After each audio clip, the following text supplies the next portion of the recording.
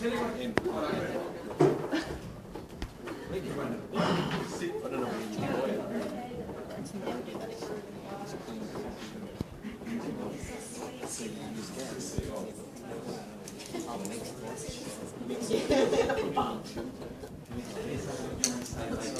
you need to leave early, I understand.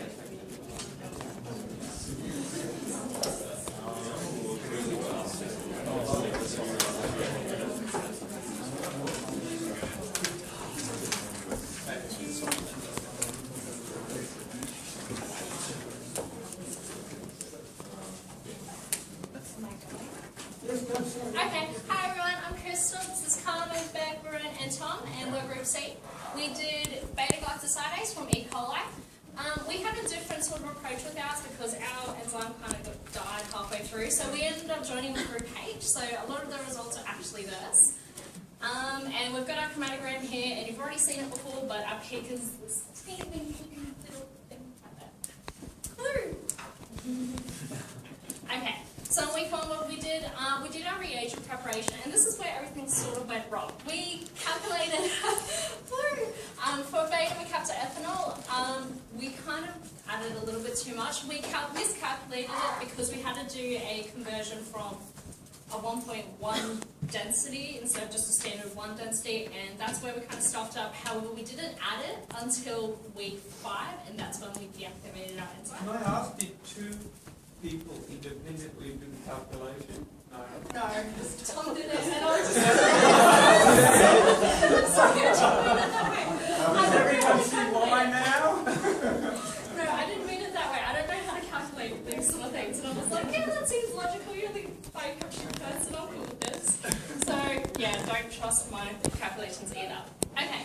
So in week 2, we pretty much just cultured our cells, so we had to wait an extra week for our cells to come in sort of thing, because we had to get them from Dr. John.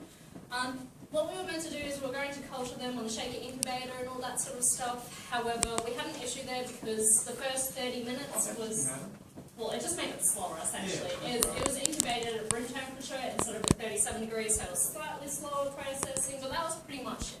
So other than that, sweet. So I guess let's face the fact here, most of us are kind of going through this and we have no idea what we're doing, and we were pretty much exactly the same as that. So week 3, what we actually achieved, as you can see here, cellular lysis, we did that by the freeze-thaw method.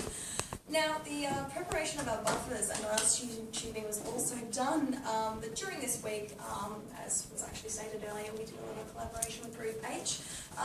They actually lost part of their samples, so we halved ours with them, which was basically started the beginning of us pretty much doing everything together anyway.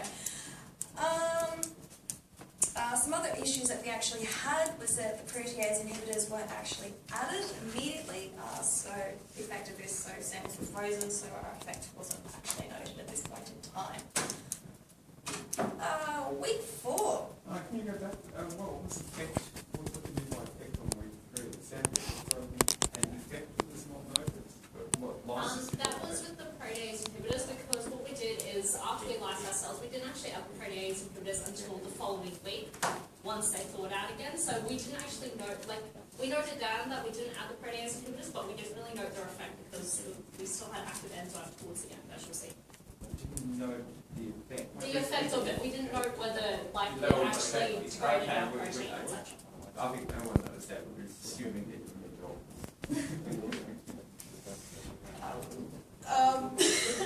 Okay, so week 4. So we did our salt precipitation with ammonium sulfate. Okay, so issues here. As you can see, yeah, this was the fun one. Let us keep in mind here, this particular week wasn't when we all actually got That's why the lab's done. No, I was actually just about to say that. That wasn't this week. That was a few weeks down. So no, this week the fume pellet was used. That was later down the track when we all started to feel like nauseous. So as this pellet was resuspended here, as we can see, it was significantly too concentrated, which unfortunately deactivated our enzyme. So So once again, we were going through and collaborating with Group H from thereafter. So truth be told, we're probably going to be repeating ourselves a lot after this point in time. But that's okay, because it means you won't forget it. Okay, so week 5 and the nightmare continues. This week was actually our week to actually kill off our enzyme. So what we basically did to kill off the whole entire thing, we added too much reducing agent by something like 300 times more than it should have been. So at that point, Group H paid us back the favour. We split the sample again. We did, however, check our actual supernatant as well to see if we did have any enzyme activity in our supernatant, which we did, but the concentration, Dr. John made us run a small assay, and from that it proved that there was activity, but the concentrations would have been quite low, which would have meant we would have had to run multiple steps after that, and looking at the big picture, it would have thrown our timescale out by quite a decent It was amount. still purified the enzyme Yeah, beautifully, although it was there. Two hard baskets. Two hard baskets. So So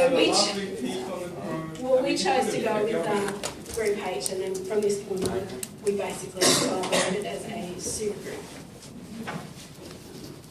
Well, yeah, so week 6, now the same thing, chromatography preparations, just like the Group H. So beta galactose has had this overall positive charge, so we had to use the ion chromatography, ion chain chromatography. So exactly the same as like Kapish said that he didn't like the system, but we didn't find any issues. So the entire system was automated, and the final results were the same as Group H. So not the best, but it was pretty much okay. Could carry on with it. So okay. Alright, so week 6. Oh wait.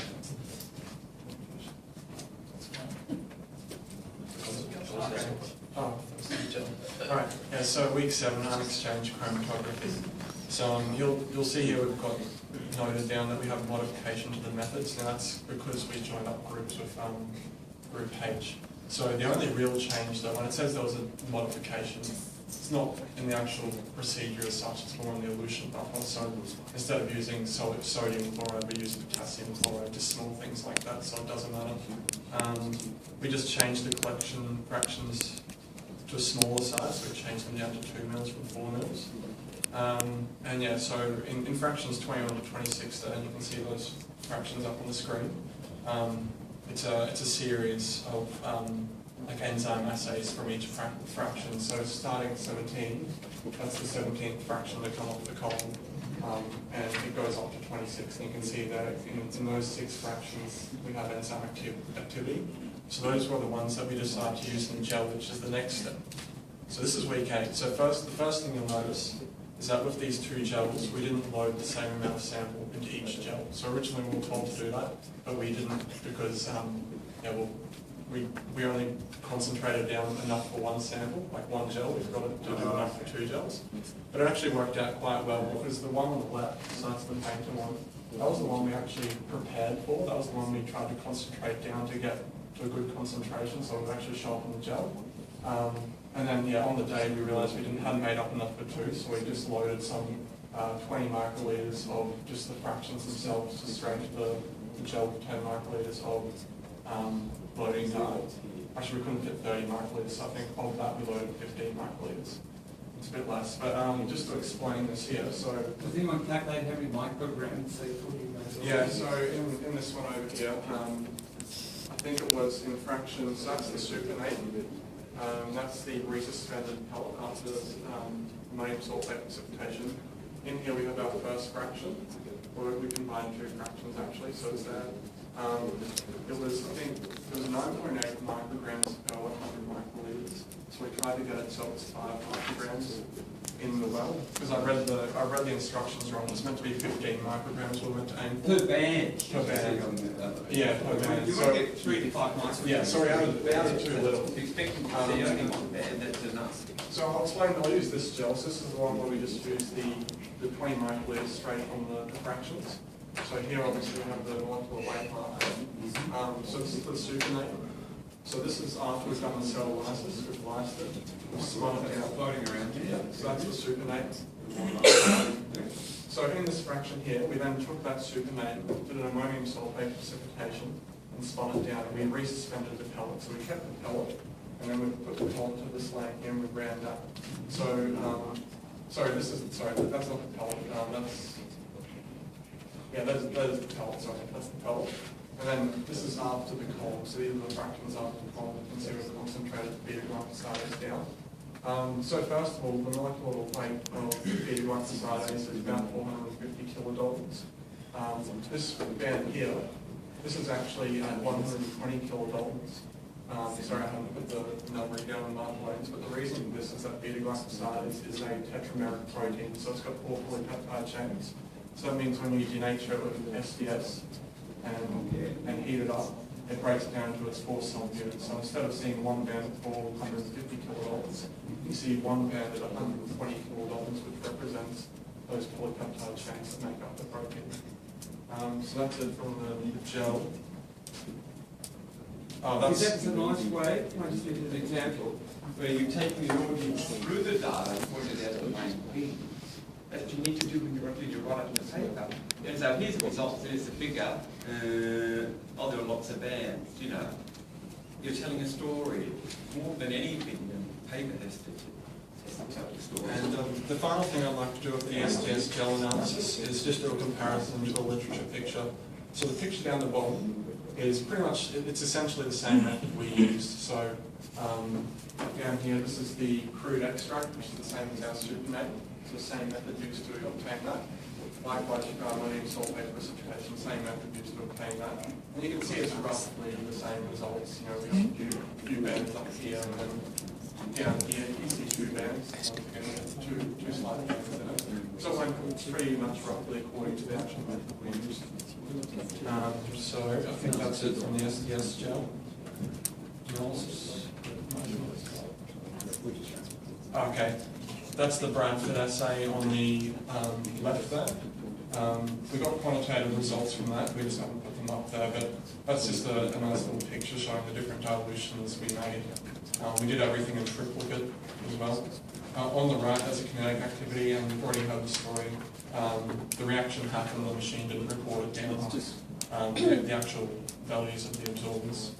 So there's nothing we can really get out of that. And then, yeah, the experience review.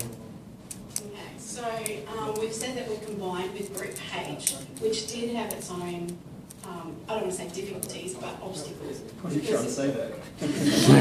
Well, it has been mentioned, Tony. But anyway, what I'm trying to say is you would think with a bigger group, this would make things easier, where it actually initially worked in reverse. It meant that there were more of us to do the same number of tasks. So communication and leadership, Anthony, was crucial for everything to be, for us to meet our timeline. I think initially we stumbled a little bit in that first week, but then we all put our heads together. We reassessed our protocols, eliminated some steps that we had initially put in and realised that they were now redundant. So we re-established as a super group, so to speak, but it didn't diminish our workload as such. All in all, I think we sort of came out fairly well, seeing both killed off our enzyme. I think we recovered fairly well. And in the end, we did achieve, after some bin diving, some pretty good challenges. And yeah, a bit of jigsaw puzzle playing, but yeah, other than that, I think we ended up achieving quite a decent result.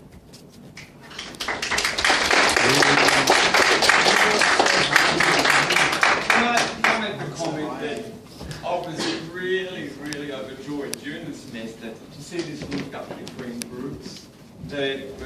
It's all about getting the job done. That's what teamwork is. You run into troubles, you fix it. If you have deficiencies in skills, you fix it. Well, who can do that for us? Bring them on as a partner. Borrow some of their time or pay them to do something. That's the way research goes. And to see that happen nicely in the class now, on the verge of disaster. It can happen to anyone. Serious things can go wrong with your projects when you're doing your research. It's a question of, do you have maturity to say, okay, we've got some shit here, what are we going to do about it? Can we salvage what we've got? Can we get together, draw some help from someone else? And that's the way research goes. And people are doing stuff, they want to, they've got some protein, they need to do some work, what we do? Oh, we need to express that gene.